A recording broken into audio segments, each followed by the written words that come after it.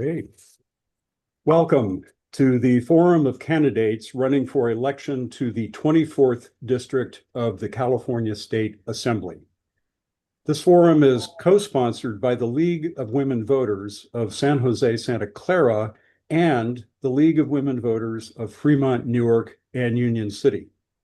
This is done in this forum because the 24th District covers both parts of Santa Clara and Alameda counties. I might add that there are a number of volunteers from both league groups collaborating on this effort. And obviously, this forum is being conducted online via Zoom. I'm Dave Fishbaugh, a member of the league and your moderator. The League of Women Voters promotes political responsibility through informed and active participation of citizens in government. The League is nonpartisan, but we are political. We study issues that have potential governmental solutions and develop consensus positions. Once we have developed a position as an organization, we take action for positive change. However, and this is very important, we never support or oppose any political party or candidate. We present this forum as a service to voters. So we have some ground rules. I've already reviewed this with the candidates, but I want the audience to know this as well. Each candidate will begin with a 1.5 minute long opening statement. I will then ask each candidate to respond to a series of about a dozen questions, and they'll have 1 minute each on those. In advance, we gathered questions from the community and league members. Time constraints rarely allow us to use every question submitted, so our league volunteers have evaluated the submissions and selected the most pertinent questions that cover a variety of issues. Each candidate will have up to 1 minute to answer a question. Candidates don't feel obligated to use the entire time, although that's not a lot of time. And if you want me to repeat a question, just ask. Other league members are serving as our electronic timekeepers. There's a timer that will show on your screen. It will start when you begin speaking, and there will be an audible signal when your time is up. And as I said to the candidates, we won't stop somebody in mid-sentence, but we don't want them to exceed that limit very far. To ensure fairness, we have predetermined with the candidates who will begin the opening statements and in what order each will follow.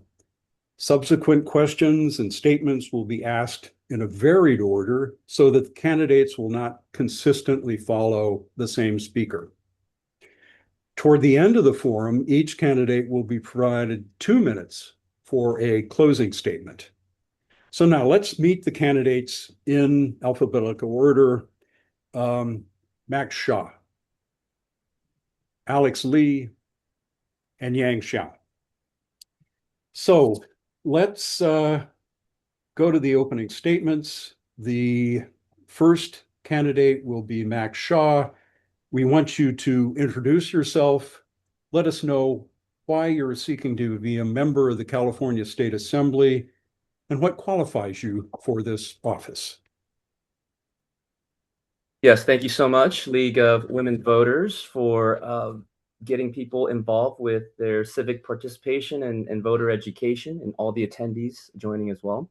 Max Hsia, I have lived in Bay Area for over 30 years, and I am one of you. I have been running successful retail food businesses for over a decade, and I am no stranger to blue-collar work and rolling up my sleeves, but I also remember the better days, and I'm also very familiar with the overregulation and red tape here in California. I am semi-retired after selling the business, and now a lot of my fellow volunteers and peers have told me to go for state assembly to break the status quo in Sacramento. We have a supermajority there, which is comprised of 60 Democrats versus 20 Republicans, and there's essentially all the laws are being passed left and right, even if all the 20 Republicans oppose. We just need to flip 7 seats here in California. I would like to be one of them to represent your voice, but having run successful businesses and building great teams who follow me, I would like to take this fight up to Sacramento with your support. And yes, I just get along with everybody, so I want to work with both sides as well. Thank you so much. Thank you. Mr. Shao. Good evening, everyone. It is to be here with League of Women Voters. My name is Shao, and I'm running to represent you in California State Assembly for District 24. My journey to this stage began decades ago when I arrived in this country as an immigrant and foreign student. Like many of you, I came here chasing my American dream, the belief that through hard work, education, and perseverance, everything is possible. I've lived in that dream, earned my PhD degree from Harvard University, and built a career as a scientist in biotechnology. But today, I see that dream slipping away for too many families in our community. As a Fremont City Council member for 8 years and former school board member for 4 years, I know that to keep American dream alive is very important. We must address the practical challenges of our time because California is in the wrong direction. That is why my campaign is focused on 3 key pillars. First, reducing the cost of living. Second, enhancing public safety. And third, fiscal accountability.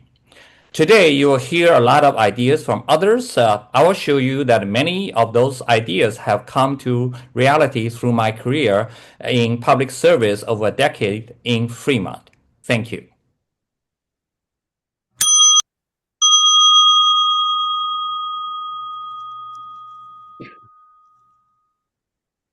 Thank you so much for hosting this forum. My name is Alex Lee. I am the California State Assembly member for 24th District, and I have proudly represented my home district in the California State Legislature for 6 years. I made history when I challenged the establishment and defeated an opponent who spent 15 times as much money as me because I ran a grassroots progressive campaign, and I became the youngest legislator ever elected in the recent history since I think the World War II, and the first openly bisexual state legislator ever elected as well.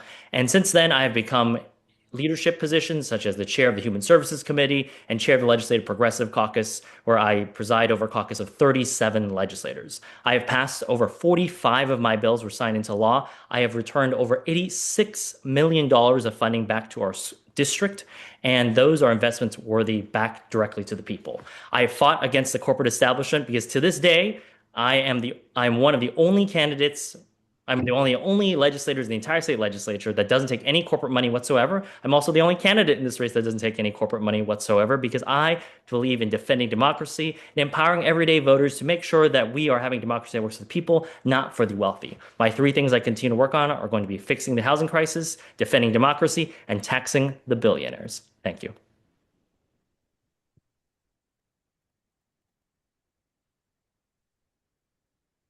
Okay. Thank you for your opening statements. We're going to move into our questions, and this is the first of 12. And Mr. Shao will be the first to address this. The question is, when it comes to the state budget, what are some programs you would work to protect, and where would you suggest spending cuts be made? Certainly, as a scientist, I've spent my life following data. In a lab, if a project isn't producing results, you just don't keep pounding money into it, you pivot. Unfortunately, Sacramento does the opposite. California has one of the largest economies in the world, yet we're facing multi-billion-dollar deficits. This is a revenue problem, a spending problem. It's not a revenue problem. It's a spending problem. It is a fiscal accountability problem. So if I am elected, I will follow my practice in Fremont, which is to look at the result to make sure it delivers. Right now, the first project I would like to take a close look at is our high-speed rail program because it hasn't delivered yet. The second one is our homeless support system. Okay, we'll have the same question go to Mr. Lee. Thank you very much. As a proud member of the Assembly Budget Committee since my first day in office, I can tell you that I know how to work on the budget and balance the budget, and it's not just empty rhetoric. It is actually looking at the expenses and making sure that that taxpayer money is going directly and benefiting, maximizing its benefit to the people. One of the core things we are talking about right now, since we're in the May revise, is defending the social safety net, making sure that as many people as possible are fed, provided health care as much as possible, especially because the federal government under the big BS bill, HR 1, is disenrolling and disenfranchising so many people. So we have to defend the basic social safety net and then also cut back on frivolous things like corporate tax breaks and corporate tax handouts. The governor working together, we have now capped the utilization of big corporations utilizing the tax breaks that can effectively zero or even get tax refunds. And these are some of the biggest corporations in the world. So that's the kind of budget work I'd be working on. And I am working on now.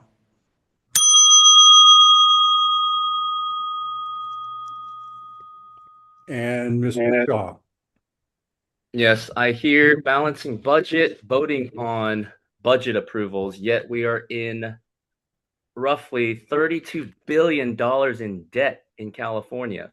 Now, there's actually, in terms of social welfare spending, this is one of the things I would like to reform and cut back on, along with government projects such as the high-speed rail and other social housing programs that one of my opponents have proposed multiple bills that we are footing the bill on. But in terms of the deficit, we need better spending policies, not more taxes. They keep raising taxes. And in terms of the housing, okay, AB 11, AB 590, these are social housing programs that we are footing the bill on. I would like to reform. We need to cut back on what is it here? The proposed tax increases on BARP as well.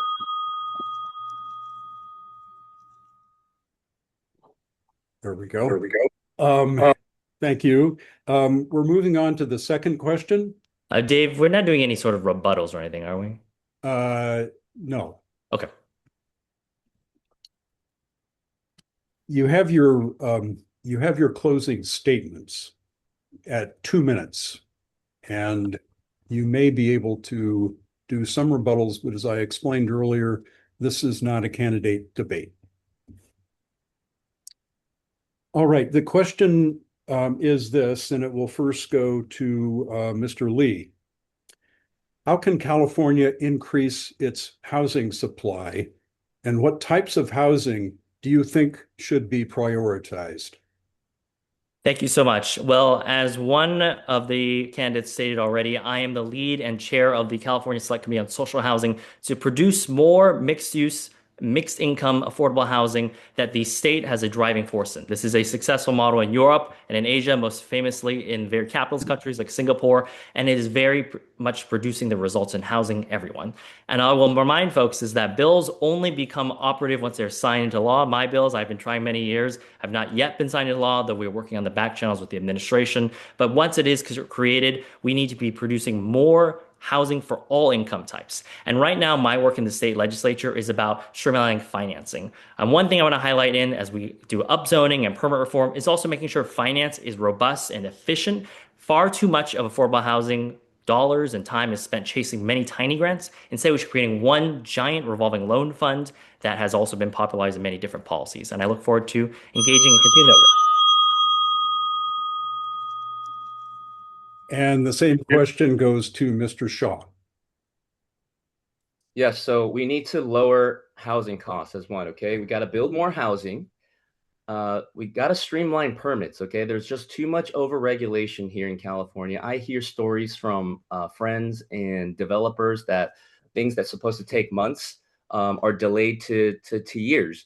There's just too much bureaucratic approval processes. We got to cut the cost to build as well. We got to reduce excessive fees on developers, but we also have to prioritize the local residents. So I would like to create a program that actually help local residents who have resided here for at least something like 10 years, grown up in Milpitas, Berryessa, like myself, Fremont.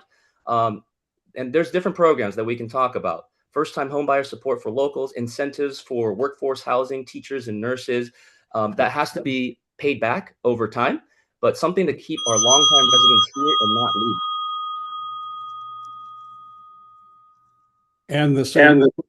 And the same question to Mr. Shao. Yes, I agree. We don't just have a housing shortage. We have a middle-class housing crisis. We've built low-income housing and luxury condos, but our teachers and nurses are being priced out. So I will advocate to expand CEQA exemptions for infill middle-class housing. Also, by cutting red tape, we need to streamline the permitting process so that cheaper doesn't mean low quality, but rather more efficiency to build houses. This is what we did in Fremont. We're just not talking about building, we're doing it. In last year, we just added 567 affordable units to our city. We have another 756 units in the pipeline.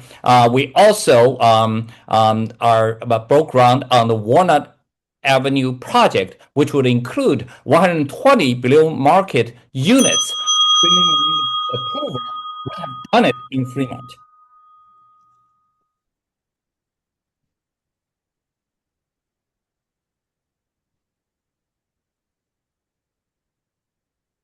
No, Dave, you're on mute right now. That was bound to happen. Thank you. I appreciate that. The third question will initially go to Mr. Shaw. And the question is, what can our legislature do to help lower the poverty rate and cost of living for Californians? Yes, so California, 161,000 people homeless, okay? That's about 28% of the US population. This has just gotten way out of hand.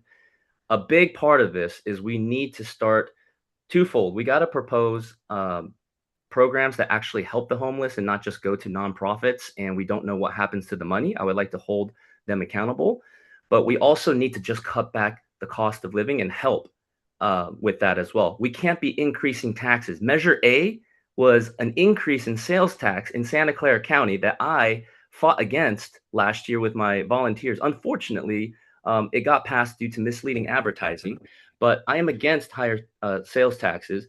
But the biggest cost of living is property tax.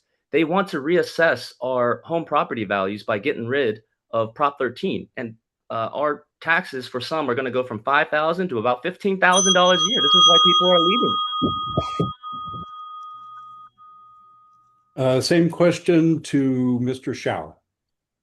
Certainly, we've talked about the shortage of housing and what we have achieved in Fremont, but I realize that actually now affordability also includes energy and gas. It's unacceptable that Californians pay the highest gas price in the nation, so I support an immediate suspension of the state gas tax. And also for utility costs, our electricity rates are roughly 75% higher than the national average. As a scientist, I believe in a green future, but we must reach it through innovation and fiscal common sense. Also, California has the highest income tax rate in the country, yet we have seen massive budget deficits. So I will oppose new tax hikes on overstressed family. I will push for a comprehensive independent audit of the state spending, and my priority is the fiscal new taxes. And Mr. Lee.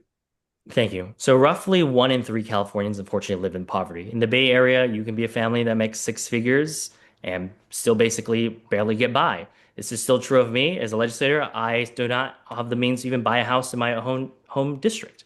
And this is why the power of the budget is so important. Rather than a extreme conservative view of saying we should just cut taxes and fees so that we no longer pay for the collective services that we rely on, we have to look about who are the people that are not paying their taxes. Mark Zuckerberg announced today he was doing a massive thousands of people layoff at Meta because of the big AI boom. Right now, there are also more billionaires than anywhere else in the world There are more billionaires in California than anywhere else in the world except for People's Republic of China. And those billionaires pay a far lower marginal tax rate than any working class Californian. That's why we have to tax billionaires and reinvest things in directly people, like the young child tax credit, which I propose to expand for parents of children all the way up till 18.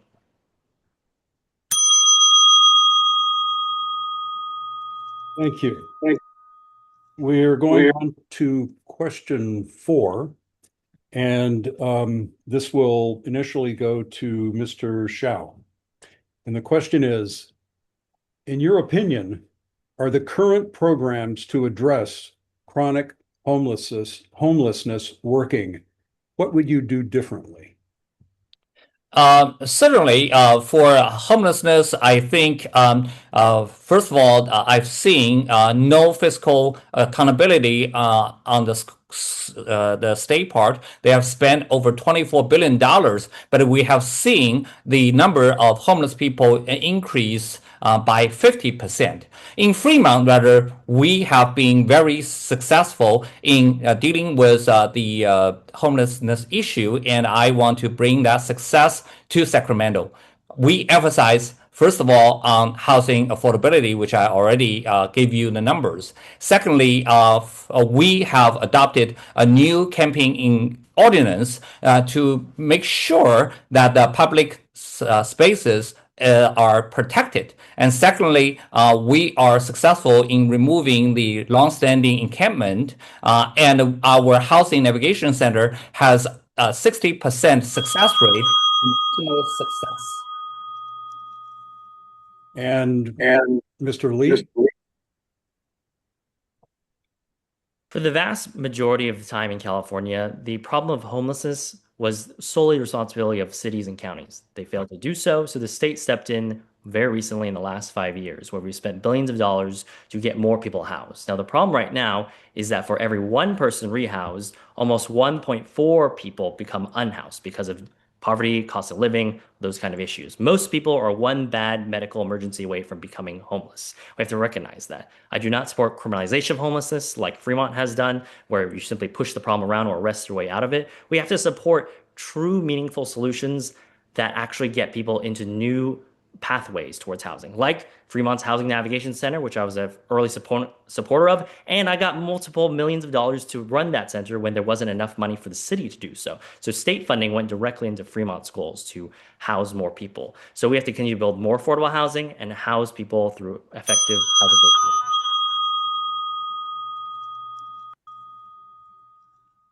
We're going on to question 5, and this will initially go to Mr. Lee. I'm sorry. I believe Mr. Shaw has to answer the last. Oh, I'm so sorry. I'm very sorry. Yes, you're absolutely right. Question 4, Mr. Shaw, please accept my apologies. Not a problem. So the current system is definitely failing. Compassion without accountability is not a solution. So I have a couple proposed legislative pieces that we could do with just keeping in mind that this is just high level concept. But we need permanent supportive housing, okay, combining with mental health and addiction and case management services. It cannot be stable housing, then it cannot be just services and then not the other way around. Okay, we need to address the issue at the core root. Transitional and bridge housing, mental health and addiction treatment expansion, and we need encampment resolution programs. So you got to ask yourself, okay, what is the status quo? How do we spend $32 billion on the homeless crisis in about the last 5 years, and things have gotten worse? We need to do essentially a performance audit of all these nonprofits that are receiving the money and work our way down. Now we'll move to question 5. And Mr. Lee, you're first on this one. Do you support expanding services and funding for public transit systems? And how would you prioritize among them? Absolutely. I am a strong believer in public transit and strong believer in the vision of high-speed rail, which is catching up to 1960s technology in Japan. But we need to continue to fully fund our transit systems because that If you're not a transit rider, it also affects traffic. If there is less trains on the track, that means more cars on the freeway. So we need to continue to invest in transit. I have supported the emergency bridge loans through the budget process to get our transit agencies to pass a ballot measure come this November. And I also want to reiterate that I agree with a lot of great ideas that one of the candidates have talked about today, but you should really think about if there are $34 billion being spent, all those things I listed already exist inside that money. So it's important to have a firm understanding of what is being spent so that we can continue reinvesting what does work. And that comes with the experience of serving on the Assembly Budget Committee that I've helmed for 6 years now. So I really appreciate that and the effort from leadership. And I continue to support big things like transit funding, like our emergency loan that we just got passed.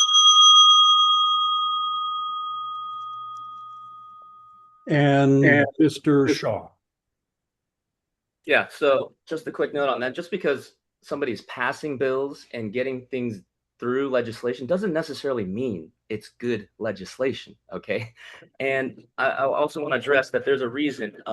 So 6 years on assembly is terrific, but there's also no experience requirement for state assembly. It takes a fresh set of eyes and experience, and this is what I bring to the table. Now, public transit, I absolutely support as well, but it needs to be safe and it needs to be clean and efficient. We don't have that right now on BART, and we need to do a complete revision and review of how things are done. We also need to, I do support investing in the technology upgrade of the hardware because there are still shortages and services being paused due to that. But high-speed rail, how did the budget go from $9 billion originally 10 years or 15 years ago to now $130 billion? Where did the money go? I want to ask these hard questions in Sacramento. And Mr. Shao, on the same question? Yes, I support the investment in public transportation. However, as a scientist, I want to look at the result. And I applaud the effort of AC Transit when they collaborate with Stanford University to find out whether they would adopt a hydrogen tank based or electricity driven buses. And they've done the research and they choose the hydrogen tank instead of electricity driven one, and I believe that's the spirit. Sacramento has a habit of throwing $1 billion as the feel-good titles without tracking the outcomes. That's why you see the disaster of high-speed rail. We just don't want to continue all the frauds, abuses, and wasting in those good idea spending. We need to see the result. Likewise, when we support the public transit, we want to see results too. Okay. We're on to question 6. And Mr. Shaw, you will be the first to address this. What changes would you make to improve California public schools, their funding and student performance? Yeah, so I spoke to a couple teachers from knocking on about 2,000 doors in the last 3-4 months, getting to know my neighbors and collecting signatures in the beginning. And yes, a couple of them were teachers. And in fact, one of them was one of my opponent's former teachers in Milpitas, and I heard some interesting things. But anyway, so we need to, here's an idea, okay? Let's have teachers awarded for their students' performance on their test scores. We are spending the most in California on our education system, yet we rank in the bottom half of the country. Why is everything upside down around here?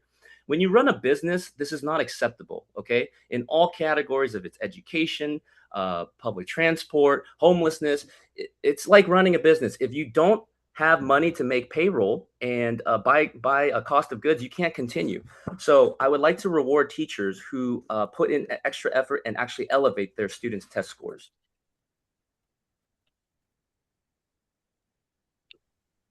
And Mr. Shao.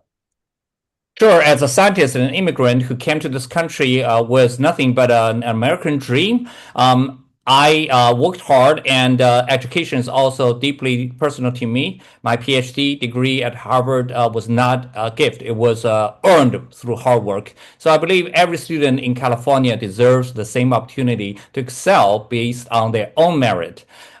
During my 4 years on the Fremont Unified School District Board, I did not just talk about education, I managed it to make sure that our district remain the best in the state by focusing on student outcomes, physical responsibilities, and teacher quality. So I'm a firm believer in merit-based education, and also I stand firm against Proposition 16 in the 2020, and I oppose to the ideology behind ACA 7, and I would fight for more funding, more ADA for our student as the resource and teacher accountability. And Mr. Lee.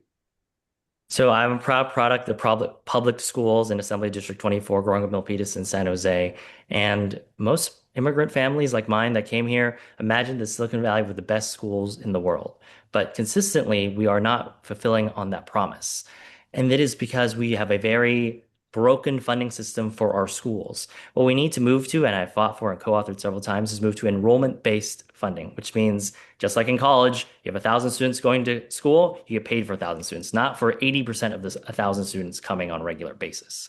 We also need to make sure that we have debt-free and free higher education so that there is a strong pathway for kids to go through the education system or into the workforce or trades or apprentices if they so choose to do so. That is why, and I've also served on education committee. That's why I'm supported by our teachers and education professionals for my reelection race. And I continue to want to work on education and fully fund our schools to the world-class education institutions they ought to be. Thank you. We're going to go to question number 7. And Mr. Shao, you will be the first. Do you support regulating social media companies when it comes to children? And if so, how? Certainly, I want to make sure our children are exposed to proper materials, age appropriate, that is, because I've seen that through the AI, we certainly have the risk of exposing children with dangerous materials. And in that case, I would propose legislation on those social media companies and to educate users to post proper contents on the website. And this is a joint effort, not only just by the large social media companies, but also through families, schools, and the children education themselves. It's a societal issue, and we have to address it not only by law, but by joint effort from everyone. And Mr. Lee. In the California State Assembly over the last 6 years, I have supported and co-authored legislation to hold big tech accountable for invasions of your privacy, for creating addictive algorithms that target children, and also for unfair practices that also target our consumer rights. I have voted for bills that have made sure that AI is not in the driver's seat when it comes to medical decisions or employment decisions. It ought to be a tool. And so, yes, it is an important hot topic. AI and tech right now are very big hot topics right now that we have to ensure that we have to protect our children's well-being as well as adult well-being too, because the social media algorithm right now is based on doom scrolling. It's based on your addiction to bad news or hyperfixating content that could really be harmful to especially young people's mental health. So I'll continue to hold big tech accountable. And even when they fight us and spend lots of money against us, I will still fight for the people. And Mr. Shaw. Yes, I obviously I strongly support legislation that would hold social media companies accountable to protect exposure, indecent exposure to children online. And there's a couple ways you can do this, but it centers around duty of care mandates. That's the first one. An example could be the Bipartisan Kids Online Safety Act, which is KOSA. We need to have these programs to have the children's well-being first and foremost. We also need to pay attention to have the companies hold accountable to the algorithmic and feed limitations. So if children are getting into a rabbit hole where they should not be going, it should raise a red flag to both the service provider and maybe also to the parents if they're on some sort of shared account. age verification and account bans, and also third-party monitoring and parental controls. These are all things that can work together to protect our children. Okay. On to question number 8, and Mr. Lee will lead off on this one. This is about artificial intelligence. Do you support regulating AI companies? If so, how? Artificial intelligence ought to be a tool to augment human ability. It should not replace human beings. It should not replace human decision making. In the California State Legislature, where I have been for the last 6 years, now AI is really skyrocketing as a big issue, but we are really having serious conversations about what is a artificial intelligence dividend paying back to the people look like, because there are openly right now tech oligarch billionaires who brag about the potential notion of having the first trillion-dollar company with only 2 human employees, themselves and one other person. And this is really why the concentration of wealth and power is so dangerous, especially as AI is posed to wipe out thousands and thousands and maybe have millions of jobs. Meta today, of course, announced today they're doing a mass layoff of folks. And so we really have to make sure that AI is not here to replace human beings. It's here to enhance human ability and also to benefit the entirety of humanity, as well as also making sure data centers aren't sucking up all the water and all the power in the system. And Mr. Shaw. Yes, AI is obviously in every fabric of our lives these days. We definitely need to encourage the continued growth of it, but we definitely don't want to have it replace the human touch as well. Just, I mean, for myself, I love to meet people, talk to strangers out when I'm shopping and all that, and it's just very fascinating to see how people have become sort of separated from just that human fabric, that connection, right? So we want to make sure that that's still the focus. Perhaps a framework could be agile, risk-based governance. This is a concept that focuses on regulating the outputs and uses of AI rather than just the code itself. So it ensures that human oversight is still prioritized when it matters the most.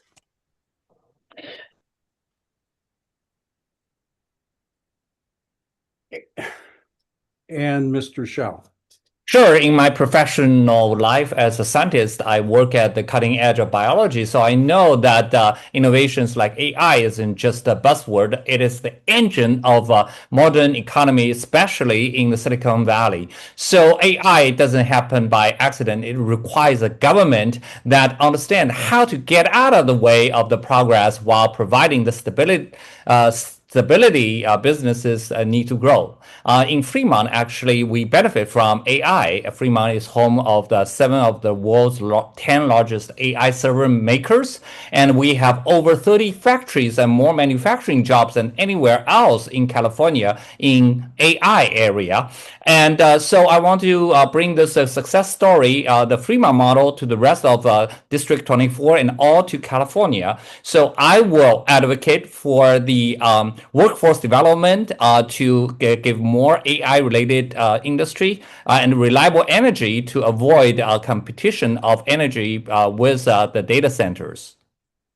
Thank you. On to the next question. Mr. Shaw will be leading on this one.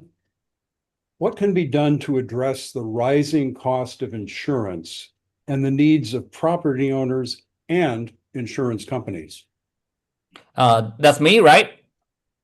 No, Mr. Shaw has this one for starters. Yeah, so rising cost of insurance. This is definitely not an easy task to handle, but it's multifaceted. Perhaps we need to reform the risk catastrophe modeling. So there's also mandating home hardening discounts. But in terms of catastrophes, right? Like, let's look at what happened with the fire in Southern California. We didn't have water available from leadership in Sacramento. That absolutely caused a skyrocketing effect of homeowners insurance, and actually the cancellation or denial and future coverage of homeowners that they're still dealing with. Things like that, where we can reform prevention and also mitigating the effects of these unforeseen catastrophes, would help stabilize the insurance costs along with other methods. But that is just the glaring example of what caused an insurance spike recently here in California. And now, Mr. Shao. Certainly, I believe this is the result of mismanagement and the poor policies of Sacramento because of the forest mismanagement and also water resource mismanagement. We've seen the wildfires have destroyed tens of thousands of homes and driven the premium of home insurance to the unbearable level. And we just cannot continue to overregulate insurance company, but to work with them because they are also the victims of the California's bad policies. And we need to make sure that we just don't drive them out of the state of California due to overregulation. Rather, we should partner with them. And also by increasing the public safety, which could also lower down the premium of car insurances and home insurances due to property crimes. So let's work together with the insurance companies. And Mr. Lee. As your California State Assembly member and being in these negotiations for the last 2 years with the insurance companies, our insurance commissioner, I can tell you your cost of living is priority number one. When the devastating fires in Los Angeles occurred and has been happening across the state, the insurance companies actually took advantage of this. Under state law, their home insurance rates are capped. That is something the voters really approve of, and we want to approve of as well. But because the home insurance companies and the insurance companies tried to extract a deal out of us, they said, can you lift the cap? We'll reissue insurance to wildland urban interface places with a high risk of fire, but we'll jack up the rates of home insurance and urban core. So it has been my big push in the negotiations say, you have to reinsure people who live in the hills, in more rural places, but you can't do it by also jacking up the rates on people who live in the cities like San Jose, Milpitas, and Fremont. So it's really about keeping the corporations accountable, not squeezing every dollar out of us, and then just leaving the state like they did in Florida. Okay, on to question 10. And Mr. Shao, you will lead off on this one. On the subject of ethics, how can you, as an elected member of the California Assembly, ensure that you and your colleagues do not violate the public trust? What can elected public servants like yourselves do to help improve public trust? Certainly, we've seen the reports of Eric Swalwell, in the governor race when his past misconducts were disclosed, and therefore, I feel that it's very important that the integrity is number one for anyone running for public service. And I have over 12 years of service track, under my belt, just to show that only with integrity you can serve people with your heart and soul, not out of your personal agenda, not try to take benefits out of it and then try to enrich your pocket with the money. And I believe that for all the levels of government, including the state legislature, we have to increase the oversight of the ethics and try to hold every elected official accountable. And Mr. Lee. Serving as your California State Assembly member for the last 6 years, I took a vow from my first campaign in day one to never take corporate money because I believe in representing the people, not the billionaire oligarchs, not the tech bros, and not the multinational corporations that honestly buy their results often in ballot measures or otherwise.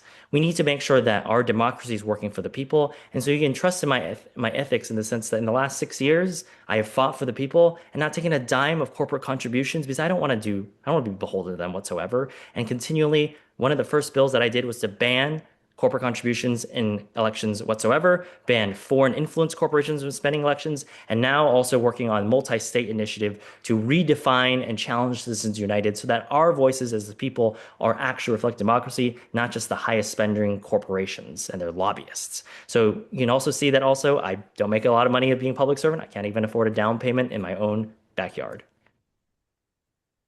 And Mr. Shaw. Yeah, what's interesting is I also support no corporate PAC money, but my opponent actually has plenty of money already. I mean, if you look at the contributions, it's upwards of $1 million already from unions and other organizations. So why do you need corporate PAC money? You already have the money. Now, back to creating trust and transparency, okay?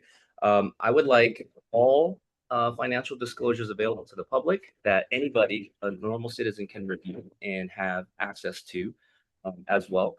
We need to have real-time financial disclosures as well that can be posted on, if I am elected state assembly, on my own website as well. And essentially, we also need to have strict staff and campaign ethics codes, okay? No lobbyist pledge is an idea. Require all campaign staff and transition team members to sign a pledge promising they will not work as registered lobbyists for a set period after leaving office, and also mandatory ethics training to the staff and regarding campaign finance laws, harassments, and conflicts of interest. Okay, thank you. We're on to question 11. Mr. Lee, you're first on this. What is your position on wealth taxes and additional business taxes in California? So I've been proud to be the author of the California billionaire tax since literally the first term in office, and now it has evolved into billionaire tax on the ballot in November. And I am looking at the polling and seeing how things are going. I am quite confident it shall pass because, again, there are more billionaires anywhere else in the world. There are more billionaires in California than anywhere else in the world, and they pay less taxes than teachers or even people who work in tech right now. They pay very little effective taxation because our taxation system is about capturing people's paychecks. But when you're super wealthy and you just own everything, you don't need a paycheck. That's how Mark Zuckerberg gets away with a $1 infamous paycheck. And so I continue to fight for more responsible government budget where we are making sure that the wealthiest people and the wealthiest corporations are paying their fair share, not continue the burden on working class people. And that's why I am also championing closing corporate tax loopholes. So we're ending tax breaks for those multinational corporations so they don't get tax handouts anymore that people don't get. And Mr. Shaw. Yeah, I'm totally against additional business tax and also the billionaires tax as well. Why are we punishing success? Just keep in mind, these billionaires are not just wealthy on their own. They employ many, many people underneath them, and they're happy and willing to work for these billionaires. These people are creating a salary that they are enjoying, and everybody's contributing to the economy through this. What you're going to cause is in the short term, sure, you will get some additional tax revenue from these billionaires, but the long-term effects, again, we need to look at solving the main issue, not trying to just additional taxes on everyone. Once the billionaires leave, who else is next? The multimillionaires, then the 100,000 people. It's just a trickle-down effect. We need to focus on better reform and better spending instead of just continuing to raise taxes and raise the cost of living here. We have the highest exodus in California. I want to reverse that. And Mr. Shao. I'm a scientist. I look at the results. Even if a policy has good intention, it may not be enforceable and bring good results. California Governor Newsom openly opposed this billionaire tax bill, and because it's not going to be practical, those people will move out of the country. The fact is, 1% of Californians pay for over 50% of our income tax. So if we try to drive those billionaires out of the state, then eventually we will take a big hit on the income tax revenue. For the corporate taxes, California has already charging one of the highest corporate taxes in the country. And we've seen the exodus of companies, and California is no longer competitive in attracting new businesses. So let's fix that. No more taxes, more accountability. Well, we have arrived at our final question. Remember, you also have your closing statements after this. But the final question, we will start with Mr. Shaw. And here's the question. After you are elected to the Assembly, what legislation do you expect to author, sponsor, or co-sponsor during the next legislative session? What will be your legislative priorities during your term? Wait, Shaw or Shao? Max? Max Shaw. Thank you. Max Shaw. Okay, thank you. Okay, excited to answer this. So there is an onboarding process, okay, for new freshmen, basically. So when I'm elected with your vote, I hope, there is an onboarding process because I am new. I have the least political experience. But again, as I mentioned, there is no political nor educational requirement for this position. And there's a reason. They want any caring citizen to volunteer their time to run for office, just like any one of you out there participating right now. So two things that I want to do. Okay, after I'm onboarded, I would like to propose one milestone at a time. And this applies to the high-speed rail directly, which is you must build a single working mile between two stations before they get more of our tax dollars.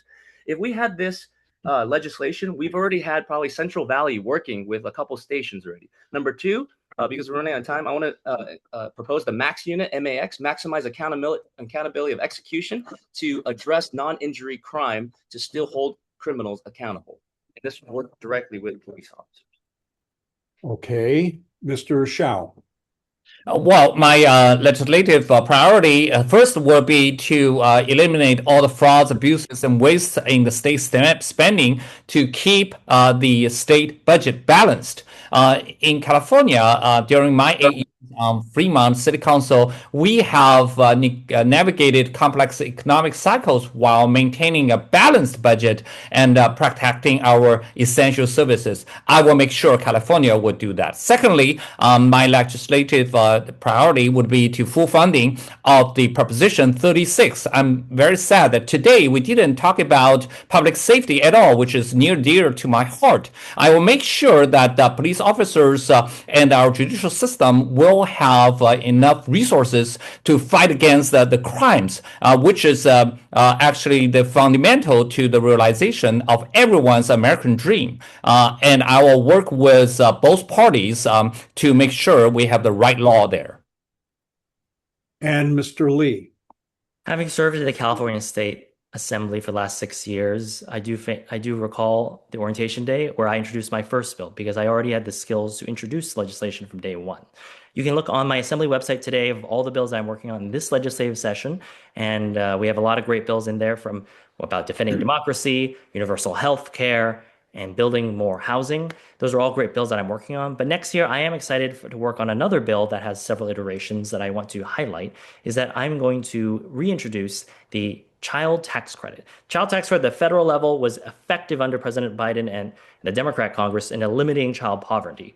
This would enable parents of children up to 18 years in a phase system to get a tax break, a tax rebate, so that they can actually afford to live in California. We need to continue to invest in families and children. That way we can continue to grow the California dream for everyone. And I hope to continue to get your vote so I can continue to work on the great things we do for all Californians. Well, thanks to all of you for answering those questions. And I hope they were representative of the kinds of issues that are most important to California voters. So now it's time for the 2-minute closing statement. And the first closing statement will come from Mr. Lee. I have been honored to make history and to fight for the people as your California State Assembly member for the last 6 years.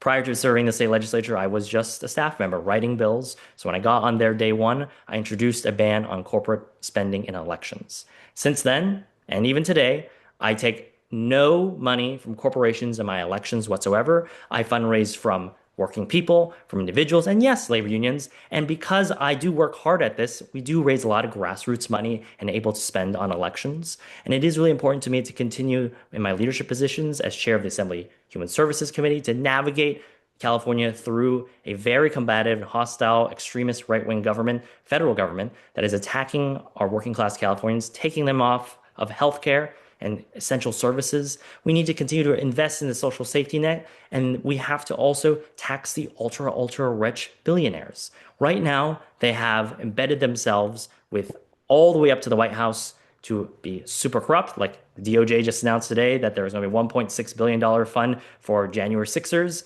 And also at the same time, the IRS is not going to investigate the Trump family whatsoever. And it's really important now that we have a strong state government that can stand up for our individual and states' rights against a very extremist right-wing government that is out there kidnapping folks who lived in the streets via ICE. And now they're building a new detention center in Gilroy that we have to resist. And this is why I am chair of the Legislative Progressive Caucus. This is why I'm endorsed by Congressman Rokana, the California Democratic Party, nurses, teachers, and firefighters, because they could believe in my vision for California that works for all, where we have shared prosperity. So I hope to continue to earn your vote so I can get back to work in California State Assembly, continue to work on a strong state budget that reinvests in all of us, and continue to fight for California that we can all afford. Thank you very much. Mr. Shaw. Yeah, so let's just ask ourselves this. What is the status quo? Okay, if we're talking about state assembly for the last 6 years, terrific, but are things getting better or worse? We have the lowest test scores, one of the highest crime and the lowest solve rate at around 15%. Cost of living is through the roof. Exodus, the housing crisis, infrastructure, homelessness. If somebody had 6 years as our incumbent representative, why are things going backwards? All I have to say to you folks is I want to help our community. I want to improve things. I am conservative, but I am not an extreme right person. I am a Republican, but I have conservative values. I don't answer to a person. I have a party that I hold accountable to. I want to help our neighborhoods and people like you, but if you want the status quo, don't vote for me. Vote for Alex. Okay, vote for anybody else, and I can go back to my life. But I really have the passion and the burning desire to go to Sacramento, work with my colleagues to break the supermajority. And again, breaking the supermajority is not flipping California legislature red. Okay, it's essentially breaking the majority that the Democrats have, that they are forced to come back to the table to renegotiate the very progressive terms and legislation that they are passing. And I also remind you that there are 0 independents in state assembly. And that is for a reason. Being an independent is great as a voter, but as your politician and representative in state assembly, you do need to have a conservative to break the supermajority. And I am one of those candidates. We just need to flip 7. And I want to also cut social welfare for undocumented immigrants. We're spending $32 billion in social welfare. That will help free up a lot of the debt that we are experiencing as well. Okay, thank you. And Mr. Shao. Thank you to the League of Women Voters and to all of you being here tonight. As many of you, I came here to realize my American dreams. But today I'm running for state assembly because for many families in District 24, the dream is becoming harder to achieve. Tonight, you have heard my plan to fix that. It's not just because of political slogans. It's based on the Fremont model of proven results. For example, we have addressed the cost of living by actually building middle-class housing and streamlining the process. We enhanced public safety, resulting in a 21% drop in property crime and 34% decrease in shootings last year alone. We demanded fiscal accountability, balanced our budgets, and ensured tax monies were spent on technology like drones and sensors that actually keeps us safe. As a scientist, I just don't guess. I look at the data. The data tells us that California needs a course correction. We need to stop the blank check spending that hasn't solved homelessness. We need to stop the ideological experiments in our classrooms that had undermined merit-based education. I am one of you, a husband, a father, and a local official that has spent over a decade serving this community. I'm ready to go to Sacramento to be your watchdog to make sure that our streets are safe, our state is affordable, and our government is accountable to you, the taxpayer. I am Yang Shao, and I'm honored to have your vote because I believe that I stay in the middle and I can work with either party and represent all of you. Let's protect the American dream for the next generation. Thank you and good night. Thank you all. We're very short on time. Let me just say I want to thank you all for participating in the forum, for watching the forum, and participating in our democracy. Please remind your family and friends to get your votes in for this primary election no later than June 2nd. And one last thing, always remember, democracy is not a spectator sport. Thank you and good evening. Thank you, everybody.